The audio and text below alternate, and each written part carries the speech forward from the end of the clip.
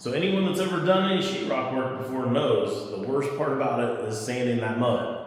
Well, today's tip, I got something for you guys that's going to virtually eliminate any sanding in your future. Welcome back for another Tips and Tools Tuesday with your host Anthony Bronner from Hardcore Fab.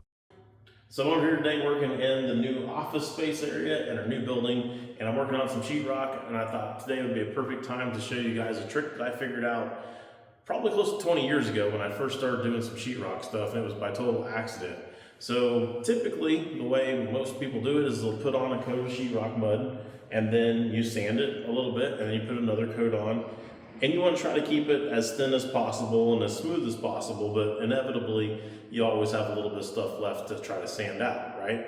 Well, I figured out a way to keep from having to sand stuff. It's faster, it's way easier, and you don't have nearly the mess. So let me show you what I'm talking about. So you're gonna start off with just an old rag.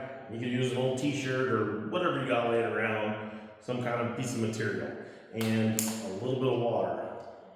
So if you think about it, the sheetrock mud is water soluble, so the water is actually going to kind of melt, I guess, if you will, some of the sheetrock mud off. And if you've got an old rag, especially something like this, that's kind of, I guess you could say coarse, if you will. It's more coarse than like a t-shirt would be. So, but I've used t-shirts and all kinds of other stuff before. But we're gonna get a little bit wet like this, and then we're gonna come up here and we're just gonna basically wipe on an area that needs to be sanded.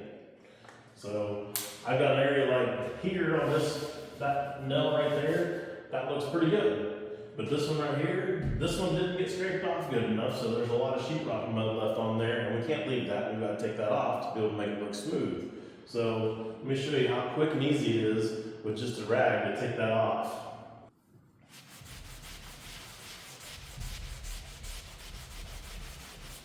Done. There you go. It's faster than sandpaper. There's zero mess left here on the ground and super easy to do. So the only thing you do have to do now at this point is let the paper dry back out, because we did get the paper a little bit wet, but we didn't get the paper any more wet than it would have been if you just had a real wet mud that you're putting on there. You have to let that dry at that point too, so it's perfectly fine.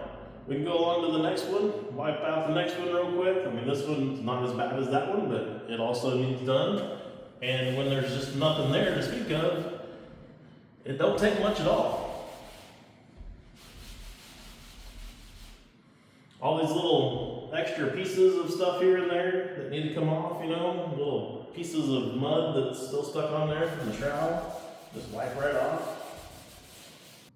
So it also works for any of your areas like here that need to be sanded out as well. Let me show you this spot right here, for instance, since it's right here. This is just my first coat of mud over my tape, so I'm really actually not even that worried about it, but you can see some areas like this. And even though we don't have to, I just want to show you how quick it is to be able to knock out an area like that.